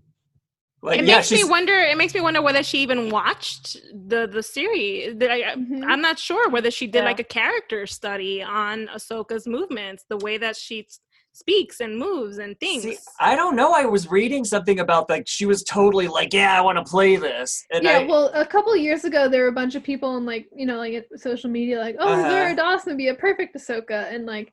And I did think she that's just how she glom got. That's onto how it? she got on their radar, and I think Okay. she hung on to it, and I think, and she was friends with Jon Favreau, as they said in the Vanity Fair article. So I'm sure that helped her a lot too. Man, if we could all get jobs like that. I know, right? I'd be employed. But yeah. So yeah, I just felt like she didn't. Yeah, I don't know if she like did any like research into being Ahsoka or not, but she definitely it didn't really feel like she did. Whether she did, so if she did do it, what I'm saying is she didn't do a good job, which sounds a little mean, but that's just what it comes off as for me. And I feel like that's fine in certain situations, like oh my gosh, Bryce Dallas Howard. I mean, she I don't know whether she's seen any of the past content, but I feel like she got like a huge one-on-one course with Dave Filoni where he like did this huge timeline of the Mandalorian. So she got an idea of what she's dealing with to be able to portray that on the screen. Whereas I don't really see what sort of course, crash course did Dave give Rosario in this instance. I don't see it. I mean, it's like, with Taylor Gray, like he knew nothing about Star Wars going in, but like he still like educated himself a little. Well, and that also made sense for his character, because Ezra, which was great, as a character, was really sheltered and didn't know anything. not sheltered, but sheltered from the rest of the galaxy. Yes. And so like that, but I feel like with Ahsoka, you have to know what character you're playing, and it didn't feel like she did, unfortunately. Right. Yeah, and just overall, just with those like allegations. Everyone lock all your social media down. I'll let I everyone know. know. Repost this. Lock everything down. I actually had to do that because of some no. Gina Carano comment that I posted, and I'm just like, oops, I guess I shouldn't have done that. Yeah. I was gonna say something on Instagram because like I don't post a lot in Instagram, but like Yes, when I do, it's not really only on my stories. That's it. But like I was gonna like make a post to be like, I don't like this Rosario person. They're kind of sus. But like, I'm also scared because like I have like the only people that really like follow me are like just Star Wars family friends, and like because like the allegations right now aren't technically like true, like technically, but like they're still out there. They exist in some form or another. And like I look, and I was having a conversation with someone, and they were like, "Oh, well, didn't she come out as like bisexual?" And I was like, "Okay, but like even if you come out as bi, you can still be transphobic." Yeah, I mean, come on, you're gay or not. Doesn't excuse you. Yeah. And so I like got really interested. I was like, "Huh." And so I was looking up if she like came out as like bi, and then like I saw like a news. I sent it to Zoe because I was just so confused, and it says like I'm not gay, but I'm not straight, but I'm not bi. I just believe in a queer lifestyle. And I was like, whatever that means. What is a queer lifestyle? Interesting. Like, it's just it's weird. I don't know. It's a weird thing, and I think in general, I think a good rule is to like, unless someone is open to discussion online, just like kind of maybe unless they're being like horrible, just like leave them alone. Like my dad, like a couple weeks ago, made like a Facebook post, and he's like, this was a little bit ago. He's like, it'd be cool if Ashley got to play Ahsoka in the Mandalorian, and then people were commenting like all this like horrible stuff about Rosario Dawson. He's like, I didn't talk about Rosario Dawson, like, and like.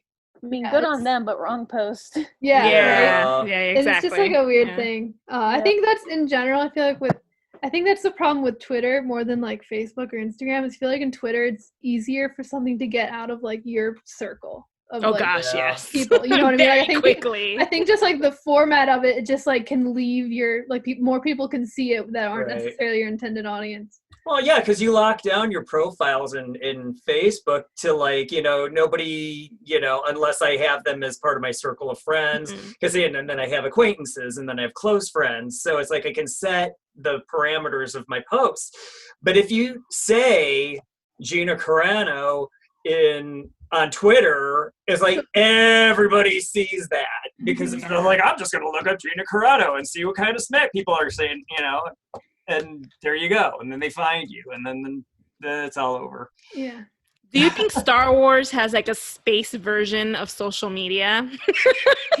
I mean, universe. It's like hard because like, Star Wars, even as they're developing now, they're still basing it off what was made in the 70s, like before social media.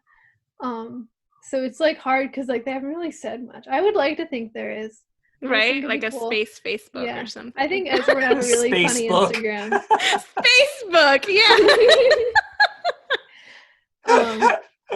Yeah. I made a Twitter updates his status. This is where I'm at. Yeah.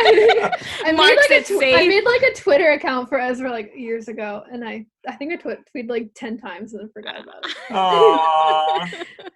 Twitter's scary. That's why. Got it. But yeah, I think I tweeted at you, Jonah. Oh, I think I know what to count now. Yeah. I was like, this is the best thing ever. But yeah, overall the episode was just a miss, I guess we can all say. Yeah. I think it was definitely at best I'd say it was a weak episode. And I mean, I also I know a lot of people that really, really liked it though. And I'm Oh, like, which is and I'm great. happy for if they love them, it, yeah. you know, Yeah. but it wasn't for me, I think. mhm. And another thing that I just thought of was at the end with the magistrate when Ahsoka holds her lightsaber up to the lady's throat and is like, "Where's Thrawn?" That is like, is that not a copy of what Bo-Katan did with the Imperial officer in her episode? Oh, Is that yeah. not like the same where's- scene twice? Yeah. The women are angry. We must find Yeah, these right? people. They're angry. They want to know answers. See, Like- there's a lot more to this whole recycling of the plot devices. Yeah. No, but that's the Yeah. same scene twice. I didn't really. even think about that. Yeah. Like they, you know, and it's just, and I think it kind of goes back to like what we were saying earlier. Like they just keep kind of setting little things up, but none of it is stuff that really seems to connect. And maybe it will Yeah. somehow. I don't know how. We just have to I honestly don't see it. And like I feel like that Boba Fett thing is gonna go into its own show. I feel like this is going to go into its own show. I feel like Bo-Katan is the only one because of the dark saber. Bo-Katan, I feel like was the, like when they were all those rumors about the cameos were coming out, the only one that I was like, I'm fine with that was Bo-Katan. I think I said that earlier. I said I don't mind Bo-Katan. I was ambivalent about Boba Fett. I still am because he just kind of stood there. You So stood I there. don't It's not really much. He does what he always does. He just stands there and doesn't do anything. That's just going to be Wish I all could do Boba that. Fett media since Clone Wars is just him just standing somewhere. That's it. Mhm. But like I think, you know, I was fine with Bo-Katan. I remember that woman was rumored to play Sabine, and like every time someone brought it up, I'm like, she's not Sabine. She's not Asian. They're only saying that because she had purple hair for a little while. Like there's no basis to that. Right. She ended up not playing Sabine. But I didn't want to see Ahsoka. I was ambivalent about Boba Fett. Bo-Katan was the only one, and I'd be very happy to see Bo-Katan again. Yeah. You know? Again, I think, with the connection to the dark saber. yeah, but I think like everyone, like all the other two cameos we've seen so far, just I don't care. It would be funny though if if in addition to it's bringing into a different series, they do come back. Like Boba Fett is actually working with Gideon. I don't know, and then somehow takes his own armor back as well as the armor of the Mandalorian, and then Ahsoka with the Leku. It makes me think, oh gosh, she's going to come back again for other fighting scenes in the future down the line. We'll see. I hope not. I don't want. It could go either way. We got live action Ahsoka. We did it. We can say we did it. It's done. No more. It's done. No more. Don't need to do it again. That was I didn't like the episode, but like, and I was just like, all right, well, we did it. Can people shut up about live action Ahsoka now? It's fine. It's done. And that's the thing. Like, I don't like the mentality that live action is superior to animation. Definitely. Like, that's something that needs to die in a fire. Well, I think for like a lot of people, it was like, oh, you know, Ahsoka was in live action now. She's like validated as a Star Wars character, and I don't think that. I know when people say that, I like to be like, long, healthy life. I know, and I like to be cartoon. like, I don't know, I like to say like, oh well, I guess like Lando and Leia were validated in Rebels, but people don't like it when you say that. But like, that mentality really just needs to go away because the animation, the animated shows are a big reason why Star Wars is what it is today. Because for the past 12 years, we had that to give us something to expand the universe, and then the movies finally came out, and so. And I think, the animated shows are a big part of it. Yeah, as much as I love live action Star Wars, I do think animation is, especially like the 3D animation we've been getting, is really like almost a better medium to tell Star Wars stories in because really they have so few limits and they can just do things, I personally like the animations. Like, I think Rebels is still like my favorite out of all of them. And animation takes a lot of work. Oh yeah, that's for sure. A lot of work that people are just not watching. Take for granted. And they take for granted. Yeah. And they're like, well, it's just children's show, and I'm like, okay, but do you know what happened to Maul? They're like, no, what happened to Maul? I'm like, maybe you should watch the show. Yeah. So it's just like that was the big Solo moment. It's like, but didn't he get cut in half? Shh, I'll tell you about it later. Yeah. See? Yeah. And I just find it and then I find it interesting. Another thing, it has nothing to do with this, but like when people get mad at Ezra or like Ahsoka, and I'm like, they're kids, like in Yeah. Clone Wars, They're kids. and I'm like, they're kids, they're gonna be frustrating. Yeah, and that's the thing. I feel like, I mean, I'm kind of old, not really, but No, you're not old. but you get to a point where you do go, oh my god, these teenagers are so annoying, get off my lawn, sort of like a mentality. But at the same time, you have to go back and say, they're teenagers, they're growing, they're learning, and they're finding their own paths. You have to understand that that's what they're going through. You can't go from A New Hope Luke to Return of the Jedi Luke, and there you can't just you can't do that. Yeah, So especially it won't like, make sense. when I was young and little, like Ahsoka, I was like, yeah, do all that stuff that you're doing. Now, like, I'm like, no, what are you doing, child? But I still have to remember she's a child, and I love them very much, and I just hate to see like Ahsoka, and not that I hate to see her in live action because I love it, but like I wish it wasn't Rosario Dawson. I wish it was Ashley Eckstein if they had to bring like Ahsoka into live action, because at this point there's really no reason why they couldn't have Ashley Eckstein in there. She And did to be great. honest, She looks great in her costume. She did And she really Clone Wars does, yeah. Ahsoka, and she looks great in it.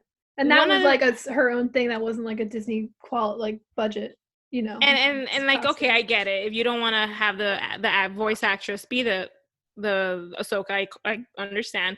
But why don't you just bring her in? Because she has played that character for 12 years, and she knows Ahsoka in and out. So like, bring her as a consult, or better yet, put her as a cameo in the background, or like a hidden appearance in the background as a character, sort of like how Matt Lancer showed up randomly in that one episode. Oh yeah, it's like, whoa, dude, where'd you come from? And it would have been really cool and then that would have given us like, okay, they did bring her in for the process, so that could have softened the blow a bit, but no, they didn't. In a way, it's like paying respects. Yeah. But no, she wasn't brought in at all, and I thought, wow, I hope, really weird. I hope she at least got to know before the episode aired, because I know when the rumors first came out about Rosario Dawson, Ashley posted on Instagram, she's like, I don't know anything about Mandalorian, I haven't been contacted at all, I don't know anything. And she could have been lying, because they all have to lie a little bit. But based on what she said, it doesn't sound like she was contacted, so I hope they at least like the week before, because she and Dave are like friends. I hope Dave kind of like texted her. That's the weird thing. Just so you know, Ahsoka's showing up. Like, I hope she didn't like turn on Disney Plus and see a character. She didn't just like see a character she's been playing, and she got harassed for playing when Ahsoka first was revealed. Just appear, And now everyone's hyping up this Ahsoka. I know. And how cool it would have been to just have her play like a random background character. Like that would have been fun, and would have shown us that there is this family, knit situation going on between everyone. But no, it felt very cold. Yeah.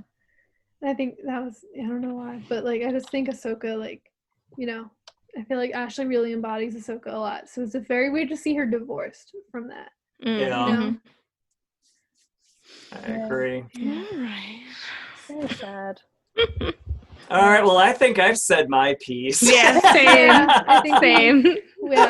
Hopefully this podcast isn't like a drag to listen to. We bounced around just from not liking the episode. Has anyone watched Princess Mononoke? No. Yes. Okay, so I thought it was interesting. I don't remember how it came up with me and my dad when we were podcasting. Just really quick, I thought it was cute that like there were some similarities between like Princess Mononoke and this episode.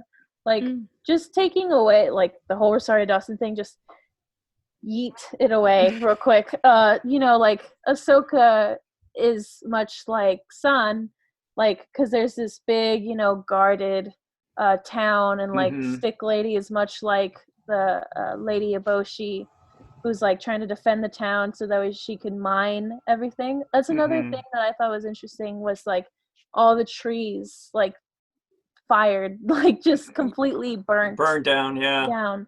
And Dave said something like he based it off of like the fires in California that have been going on, which is very sad. Oh, And then that's how I clicked it to Miyazaki film, because Miyazaki like takes like different themes like pollution, like in Spirited Away there's like the river spirit that comes in and he's filthy, and so they're trying to clean him and they take out a whole like bicycle out of his side.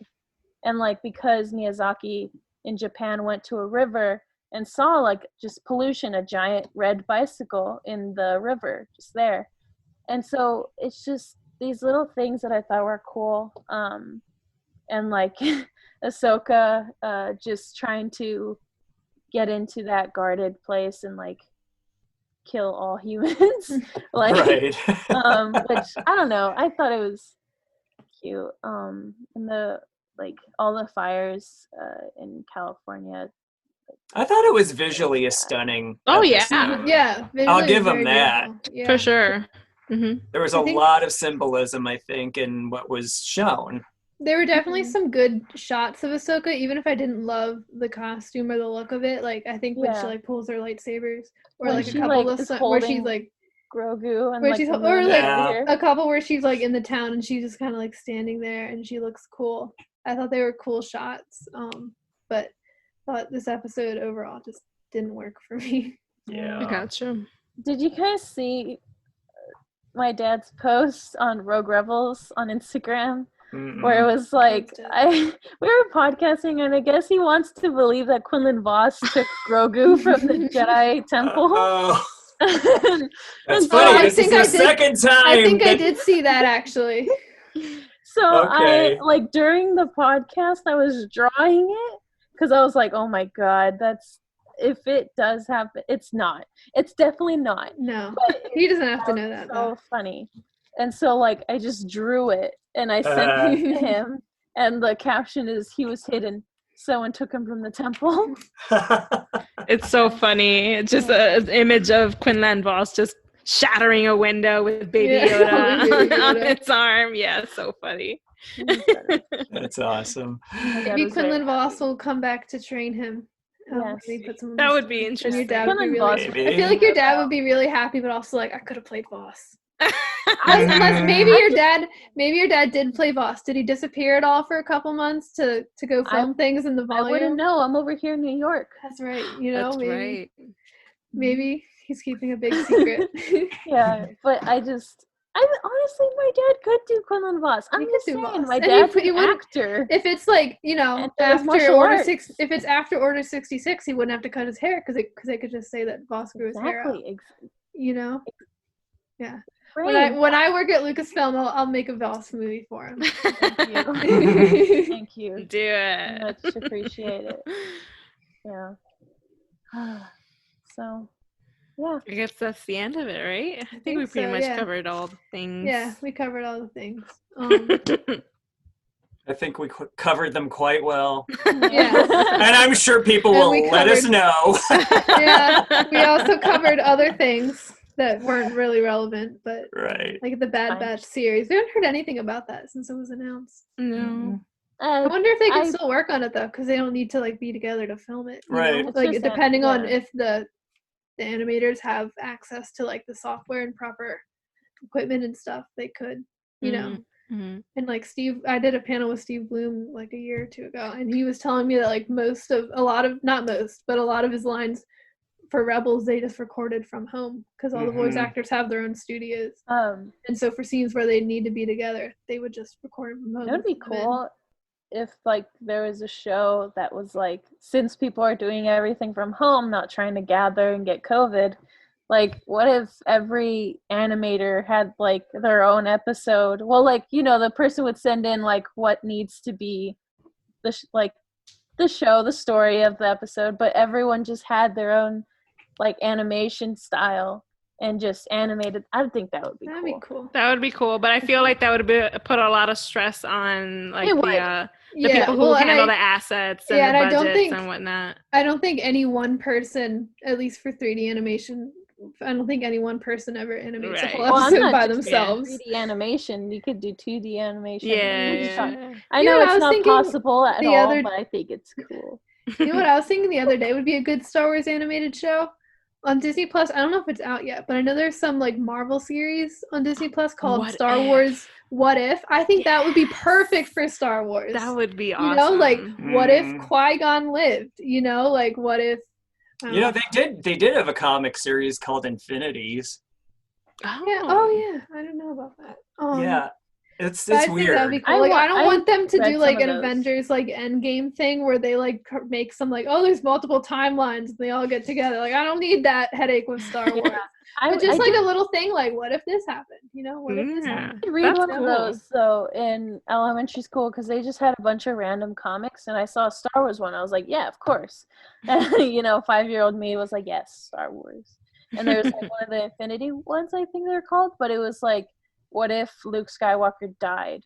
Right. Uh-oh. And so Ah. Princess Leia was trained, and I thought that was Fascinating. Yeah, Yeah. that's cool. And they and took she it listened as to Yoda. yes, and it's like they took each of the original films on its own. So it's like they changed like a significant element of just that one. So it's like, and then in The Empire Strikes Back, it's like a completely different thing. Like it's not a continuation of what happened previously. It's like, okay, well, if we did The Empire Strikes Back and we take this one thing and we turn it on its head this way, then this is how the story would have gone. Wow, I definitely need to look into that. They were Yeah, really it was cool. cool. I don't think I ever saw those. I remember I had a book that was different like duels of different Star Wars characters. Mm. And I remember I would try to argue with the book. I was like 6. Aw. That's When how you I always argue with was. books. Yeah. Yeah. Oh. Very Alrighty. good. Yeah, I think we covered it. The episode quite a bit. I can't think of anything else. Yeah. I know Sorry if you came in so late. it's It's No. alright. I'm trying to think. Yeah, I think we covered it pretty well. I know this is a pretty polarizing episode. I feel like most Mandalorian episodes are generally liked, but I feel like this was the first one where I feel like I saw people just like not like it. You know? Yeah, it probably hurts like the trans community a little, I'm guessing, because like even if again the allegations are fake, which we do not know of, it still hurts that Disney would hire a person that had that anyway instead of just hire someone else. Yeah, another thing that I wish Lucasfilm had more control of is their social media. I feel like it's become more Disney corporate. And unfortunately, a lot of the things that come out are very like scheduled tweets that are about something, promoting a toy or promoting something new. But it doesn't really have its own personality as it used to. And I wish it did, because then it could, the social media team could be like, sure, they can't really comment on things, maybe because of contract or whatever, but align yourself with a charity and say trans rights or human rights and promote that. And you don't really see that because of the fact that the social media has gone very Disney corporate. Yeah. Well, they did just I think just yesterday released a new episode of our Star Wars stories, which me and Lizzie saw. Oh yes, I saw about that. Justice. Yeah. Which I would recommend. It's a really good episode. Yes, very good. Ties into Ahsoka too, so topical, I guess. That's So I don't know. It's hard because I know they were a little bit behind schedule releasing it. They generally released them on a different schedule, and it would have been released like a week or 2 ago. So I'm wondering if there was like a damage control plan thing where they were like going to release it, and they're like, well, this Ahsoka episode's coming out, so it's hard to say. It's hard. Yeah. It is a good episode though, and our Star Wars Stories team, as Lizzie and Dale both know, is amazing, and I'd recommend watching it for sure. Yeah, I enjoyed it. I thought it was a great episode. So I cry every time. Yeah, I think they've all made me cry so far. This one especially made me cry though. Justice was great. Yeah, they really were. So, yeah, I don't know. It's hard to say. I agree with you that Star Wars has become more Disney corporate. Or that social media, because I remember social when media. I remember like a big screen cap that went around like when Phasma was first announced before The Force Awakens. And someone made a stupid comment about it, and I forget exactly what they said, but the Star Wars Facebook like replied, and they were like kind of snappy about it. And I just thought that was great, and they've definitely lost that. I think part of it might just be because I know there's a woman who was at least partially running the account, and she was getting like a lot of harassment on her personal account because they just didn't like what the account was tweeting out, I guess. And so I wonder if part of it is that like people just don't want to run it because they don't want to have to deal with that onslaught of harassment. You know what I mean? That's actually a good point. Yeah. Yeah, So, I didn't even I didn't consider that. Hard to say. Yeah, so that's been quite the episode that we talked about. Yes. Yes. I don't have much to say except trans lives matter. Yes. That's it. Very true. Absolutely. I think should we wrap it up? I think we covered the whole episode, so we'll do it. I was Zoe. I was Lizzy. I was Dale. And I was Jonah. Thank you so much. Oh my God, Jonah, Dale, where do we find you on social media stuff? Plugs. I always forget that. I need to. You first, Jonah. All right. So your listeners can find me on Twitter and pretty much any other social media platform with the handle Blue Jag Eyes. And they can also find my writings on radicalgrid.com, or almost forgot my website there. And right now we're on a break, but my mom and I usually podcast about Star Wars animated shows on the Geeky Bubble Pod. Awesome. You can find me writing my cancer blog over at cancerbusy.blogspot.com. As always, you can follow Star Wars Geek Girl at Star Wars Geek Girl on Facebook, on Twitter and Instagram. It's SW Geek Girl. Not super active on Twitter or Instagram, but we're trying. And you can go to the Star Wars Geek Girl website. I've been doing a weekly series of writings where I write about the mise-en-scène of Star Wars Rebels, so you can check that out if you'd like to. So yeah, okay, now we can do the thing. I was Zoe. I was Lizzy. I was Dale. And I was Jonah. Thank you so much for listening. May the Force be with you, and goodbye. Bye. Bye-bye. Bye.